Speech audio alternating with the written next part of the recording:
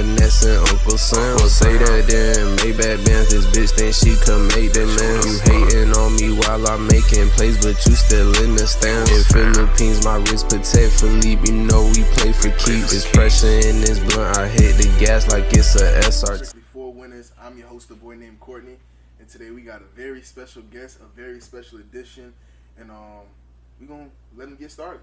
All right. Well, my name is Debarris James. I'm the owner of the Florida Champion Football League, better known as the FCFL.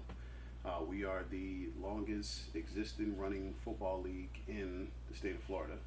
When I say football league, I mean semi-pro, developmental, amateur adult football. Okay. The league has been in existence since 2016. We started to, entertain starting the league from being in prior leagues that were in the state of Florida. We decided to do this based on things that we saw, the structures, and we wanted to make it more of a professional structure, meaning going from just semi-pro to actually bringing it into the NFL format. Wow. So our league is the only league that plays NFL rules in the state of Florida. Okay. So, we decided to do that. It was a step out of the league that we were previously in. Mm-hmm. It was a great league there, but, there were just things that could have been done a little better. Yeah. So we decided to take that step, myself, and I had a couple of other people that were a part of it, with me. One passed away last year. He was my vice president. His name was Timothy Miller. Sorry to hear that. Yeah, his team was the Broward County Barracudas. He had that team for a while. My team was the Broward Outlaws. The Outlaws are currently the longest existing team in the East Coast of Florida, the East Coast of the United States, honestly. Yeah. The team started back in 1988. Initially as the Broward Bears. In 1989, the owner, Jim Williams, decided to change the name to the Broward Outlaws. 2004 is when I took the team over from him. He had a heart attack. Thank God he's still with us. Yeah. And his wife was like, that's it. Now let me ask you this: what made you see? Okay, so hold on. Let's rewind before we go too deep. Let's rewind before we get there. Okay. So explain who you are. Well, how you got into this, how I got into upbringing and everything. Absolutely. So, I was born in New Jersey. I moved to Florida for high school. Okay. I went to Stranahan High School, where I played varsity football, basketball, track, volleyball, and I did 1 year of baseball. I did these sports all to coincide with each other. One prepared me for the next. Yeah. Once I was done at Stranahan, I had a few offers. The first offer I had was actually Oregon. The recruiter came to the school, he visited me, and we tried to set up a visit to go there. Then all of a sudden, there was a letter that came from Florida State. At that time, I had my oldest son, my senior year in high school. Wow. Yeah, and Florida State did something that really touched me. They came, they brought Pampers, milk, took us. Now you can say that. Yeah, I can say it now. Yeah, this is a while ago. So, they took me to, different parenting, skills meetings, along with my son's mother. They showed interest. They showed a lot of you interest. as a person. Exactly. Yeah. So that was the difference.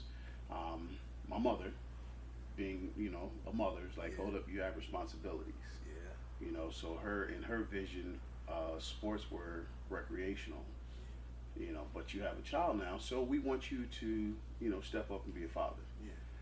So I kind of let that one slip away. Then just mysteriously a letter came from Rutgers University. My sister signed my mother's name. I went to visit the school and attended Rutgers University. That's a blessing. Oh yeah. So let me ask you this. That moment right there, right? Not anything bad on your mother, right? But that moment right there it gave you some extra courage because it showed somebody else believed in you, right? Correct. You get what I'm saying? Like, your mom may have made the right choice, but it would have felt like that's an opportunity I could have had, right? Exactly. But when the second one came, God willing, right? Yeah. Your sister said he gotta go. And what makes you think she just knew you had to go? I pretty much told her, sign this letter. Yeah. Okay. Sign this letter. Okay.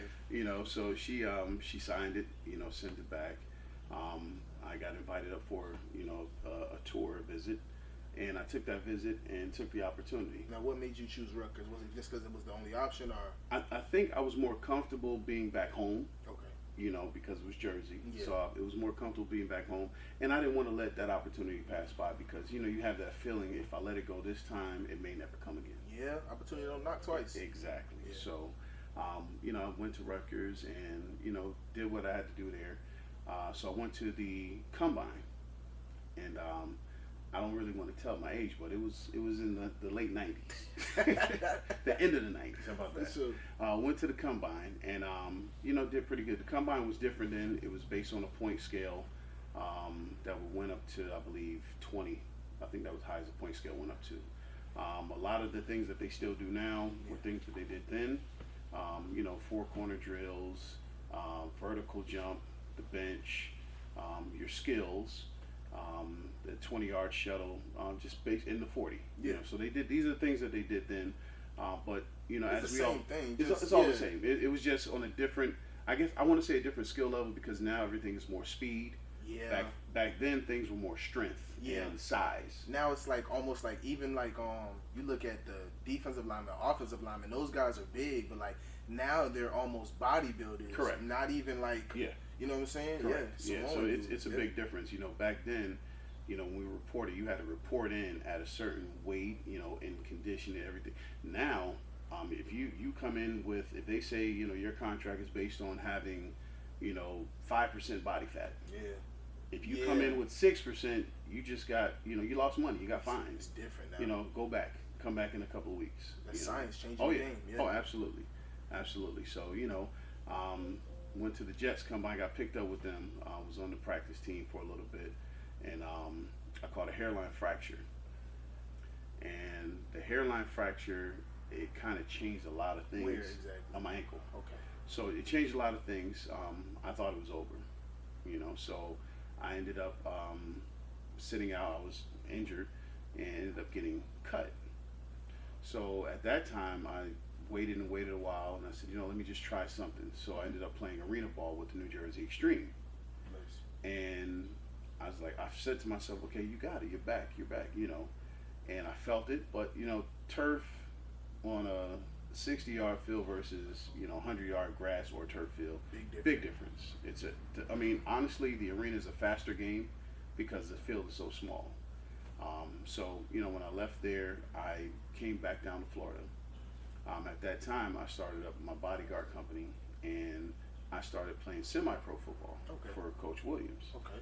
And for Broward. For the Broward Outlaws. Wow. And it wasn't. I think my skill level was so much more advanced because of where I came from, but it just gave me that feel of I can get back out there and do it. Yeah. So I tried to get back out there, but that time had passed. So my vision started to change. My vision went from, okay, you've played on every level now. So how about we go ahead and start to help these younger guys? So when I took over the team, I started to reach out. I wrote letters to the NCAA. I wrote letters to I believe it was the AFL at the time, was Arena Football League at the time. And they couldn't coincide because you can't get paid and play at the time. At the time. Now Correct. rules have changed. Rules have changed. Yeah. Now you can have a stipend being a college player. Yeah, So making 1.5. correct. So now this gives you the opportunity to advance. You can get picked up by an arena. You get picked up by a team across seas, and or XFL, NFL, whoever wants to give you that look. Yeah. So that's what we ended up doing. Okay. So once we built that bond with the NCAA and arena, we knew that we had guys that were going to go and play arena, which we've sent quite a few, and we had guys that were going to play college, where we sent even more. Now let me ask you this: with the league, it's taking a different turn now. Yes. Because it's no longer depending on a system; it's becoming the system. Correct. You get what I'm saying? And how has that transition been for you? But then also, what are you looking for to bring that vision and that idea to a complete 360, because everything so far has been a 360. Like, just look at this, right? You were born in New Jersey, raised in New Jersey for a bit, then came down to Florida, didn't go to Florida State, but then you got an opportunity to go back to hometown, which is rare, right? Then boom, you come back down to Broward, the same team you played for when you came down here after the AFL as well. You end up, owning. Yeah. Like, that's crazy. Yeah. You get what I'm saying? Everything's 360. So, what is it that you want the vision to be for the league? So, my current vision for the league now, since everything is changing, athletes are evolving to where you have, like you said, linemen are like bodybuilders now. These guys are running 4.6, 4.5, and they're playing guard and tackle. Yeah, nose tackles ain't nose tackles no more. Exactly. So, with those changes, we know that we had to make changes too. Yeah. Prior to this upcoming season, we kept it on a basic level. When we had teams coming in, we had new teams coming in, we had veteran teams, that have been around for a while. And, teams come and go. Mm-hmm. They explored, other leagues, which is great. We want you to have an opportunity to touch and see, how people run their leagues. And why we do what we do and why they do what they do. Correct. Yeah. So like I said, we're the only league that plays under NFL rules. Okay. The other league that's in the state of Florida, they play under college rules. Now, let me ask you this. What are you keep saying that, right? And for those at home who might not know what that means, what does that mean? College rules, let's say, for instance, every rules change every year in NFL. As we know, they add on, they take away. College rules, let's say, for instance, you catch a ball and fall down. The ball is dead. And the NFL, you catch a ball and fall down, you can get up and continue that play. Yeah. That play doesn't end until you're tackled or out of bounds, or the referee calls it dead. So there are a lot of different, I guess it's just the basic verbiage of how they call their plays. For instance, if I know they took out the accidental face mask when you touch a face mask. Yeah. In the NFL, now it's just face mask. Yeah. How do you keep up with all these rules that go on? Well, we have a league official in the FCFL. His name is Willie Beckham. He's the actual league official. Wow. So we assign people to do a specific job. His job is to deal with all the officials in the areas that we have teams, to prepare those officials for the upcoming season, to give them the rule book for the NFL, because those are the rules that we play under. Okay. They may be high school officials, they may be little league officials, they may be college officials, but they still know the NFL They rules. still know those rules because our league official gives them that information. And, he does his job, and everyone does their part. Yeah. That's how we do. Everyone does their part. There's no micromanaging in the FCFL. We delegate you to do something, and we just sit back and I let you do it. respect that, because it's the number one thing is, like, you have to trust people to pay them. You pay them for what they do, and if they don't do it correctly, you explain it to them what your expectation is, and then if they still can't do it, then you got to do what you got to do. Correct. But at the same time, with this league, I wanted to ask you this: how do a lot of these teams get in contact with you guys? Like, how do these teams go from league to league? Like, how is that possible? So what happens is, during the off season, which is the summertime, because we're a spring league, both of the leagues, specifically the FCFL, is a spring league. So our season kicks off the first weekend in February. Mm-hmm. It goes on throughout the first weekend in June, simply because we have league bye weeks. We have mandated bye weeks, which are Mother's Day and Easter. Those are complete bye weeks for every team in the league. Then we'll go ahead and your individual team will have its own team bye week. Yeah. But the way people get in contact with us is during the off season. We'll put up flyers, both on social media.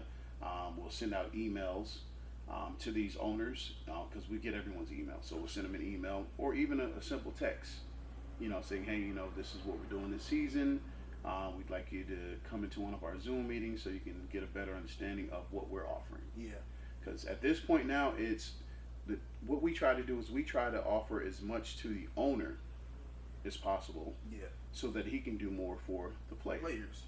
But this season, we decided to take it to another level. Yeah.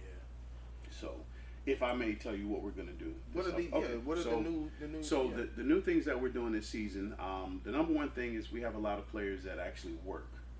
And it's been something that people always questioned and wondered about, what if I get hurt? Now, the league itself provides insurance for your team, which is your stadium liability. This year, we've partnered up with United Health, and we are offering medical insurance as well for these players. So this is, a plus that, we're doing. We've taken into consideration. The team is covered now, so how about we go ahead and cover the players? You've done something that's very realistic, because you understand, like, you want to put on a great show, but you can't put on a great show if these guys are healthy. Correct. Right? And there's more to being healthy than just, how you recover and things like that. But it's also when these injuries do happen, are you going to some of the best doctors? You get what I'm saying? Correct. Are you being covered? Like, because there's things where it's like insurance may cover this and that, but who's covering the other two things that are needed? Correct. You get what I'm saying? And sometimes people have to make sacrifices. And it's also very good to hear that you understand the part of working, because I think how do you, as someone who used to play in the league, how do you understand these players? How do you bring that aspect and keep that and not get too big-headed? Well, this is what it is. I was once them. So me being once them, I know that I'm always looking for someone to help me. And the problem with the amateur adult football, the semi-pro or developmental football, is a lot of owners or leagues are only in it to make themselves look better. I would rather have a team of players that if we won a championship this year, I want to get rid of as many of those guys as possible to elevate them to the next level. Because that only brings better light to your name. Correct. That's the objective, to get rid of those guys that have done their job, that have done and shined. Yeah. We want everybody to shine. Yeah. But if you've done your job and you're ready, and it's not just the physical, it's also the mental. Football is 90% mental. Everyone thinks you got to be strong, fat. No, it's 90% mental, because they'll put a playbook in NFL is this thick. And when you come into training camp and they give you that playbook, you have just a matter of days to know that much of the plays. When you say days, how many days? Literally 4 or 5 days. And that's when you're a rookie coming right in. Exactly. Undrafted or not? Yeah, undrafted or not. You don't know the plays. So here you go. Here's your playbook. Let's go ahead and get to work. Now, I know you say you guys play by NFL rules. So I want to ask you a couple questions. Okay. For those who don't know, what is a rookie minicamp? In the NFL? Yes. A rookie minicamp in the NFL, they go to camp early. This is where the coaches get an opportunity to see them as a whole. They'll have some veterans that want to get extra work in, that need to get extra work in to come in. But it's when they get to see what we have, and we're either going to get rid of them or we're going to work with them to make them better. Okay. That's what a rookie minicamp is. When the actual camp opens, the guys that are vets, they're coming in knowing everything those rookies already know, and now you have to gel it together. Okay.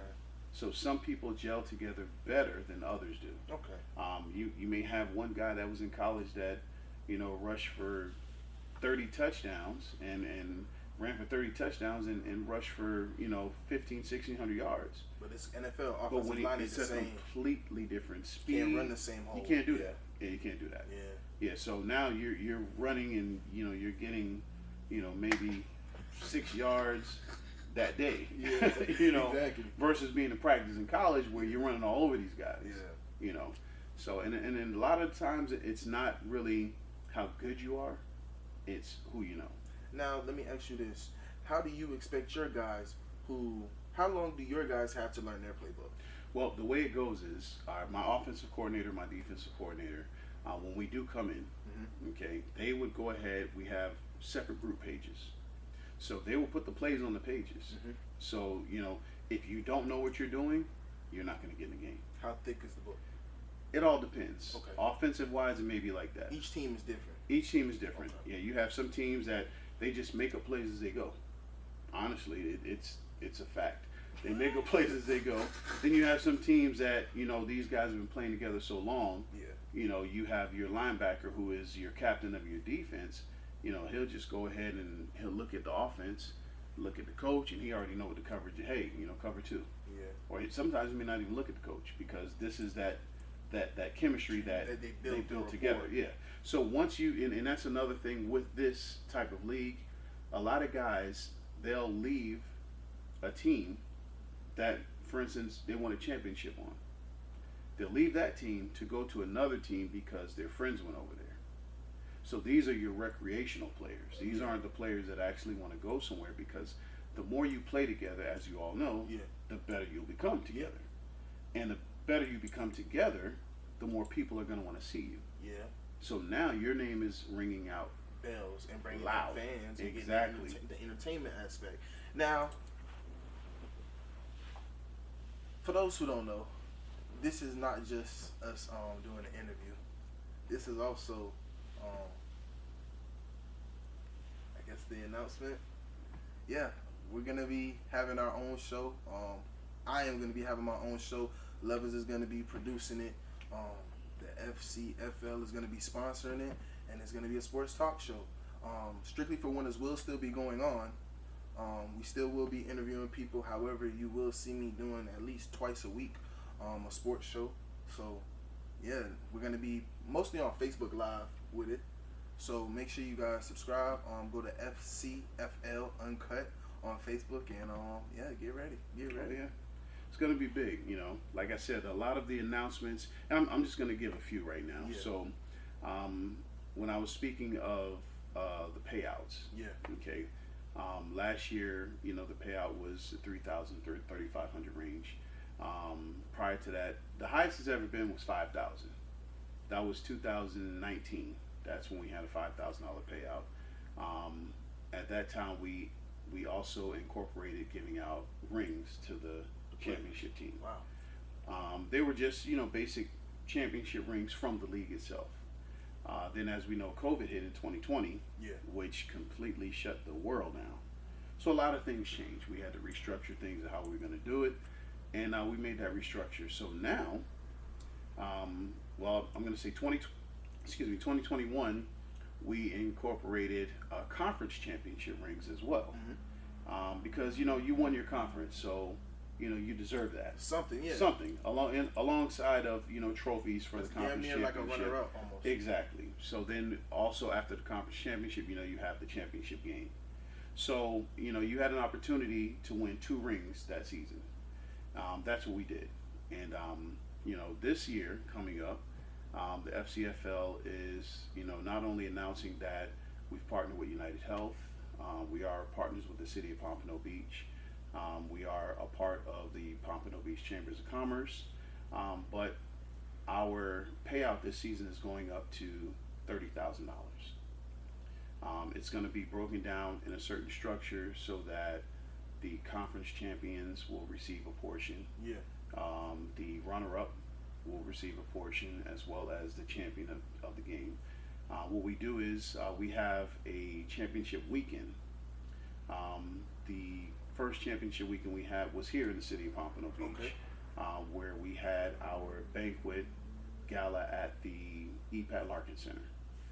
We had our championship at the new Orange Bowl field, which is Mitchellmore Park here in Pompano Beach. Fire. Yeah, and we closed out the meeting. We always have a closeout meeting on Sunday. We did that over breakfast at the Embassy Suite. This past season, we had the championship in Daytona Beach. So we're moving. Yeah. We're bringing it around. We're bringing it around, yeah. So we had in Daytona Beach, we had a gala at the Hard Rock, where we did our award ceremonies, as we always do. Yeah. We also had our championship game at the Wildcats field. I guess that's where the Daytona Beach Wildcats play, the Bethune-Cookman. Yeah. So we had our championship game there, and then we had our closeout meeting again at the Hard Rock. This upcoming season, the Florida Champion Football League will be having their championship game at Central Broward Regional Park. Wow.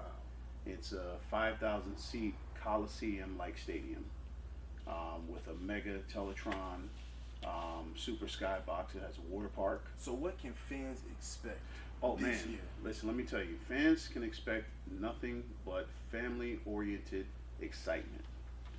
I mean, from the games being played to that championship weekend, like I said, we have a water park there. We're going to have our mini camp for the kids. We have our bowl game. We have our all-star game, and then we have our championship game. Wow. So it's going to be a full day of football, as we always do. But this time, we're going to add on a few more things. We're reaching out to have some actual halftime performances because, again, this is like a coliseum. Yeah. And the goal is to fill that stadium, that 5,000-seat stadium. I know that, again, since we're under the NFL rules, a lot of these parks have started to become more open to adult beverages. Yeah. So, we're going to also have those there as well. Yeah. Obviously, we're going to have law enforcement to keep the order. Of course. But what I can tell you about the Florida Champion Football League is we haven't had any issues at any championship games. You have your typical, scuffles on the field, but that's football. Yeah. But as far as anything else, any other issues, we haven't had any issues like that. Thank God. And we're family oriented. When you become a part of the FCFL, you become a part of a very large family. We don't turn our phones off at night when it comes to the owners or the players. I mean, to be honest with you, there's been players that we've actually helped get out of jail. Yeah. Players that didn't have anywhere to go, we actually helped them get a hotel, for a couple of days. You look after them. Yeah. Because they're not just products. Correct. They're actual people. Yes. And a lot of times athletes have an issue of understanding who they are outside of sports.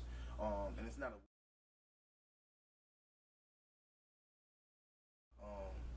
I just want to tell everybody, stay tuned, and we appreciate you. Make sure you like, subscribe, follow us at Strictly for Winners. Make sure you follow the league at FCFL Uncut, and make sure you guys follow us because this show is gonna be crazy. It's gonna be good. I know about sports, man. Oh, I can't wait. Love it. Let's go, baby.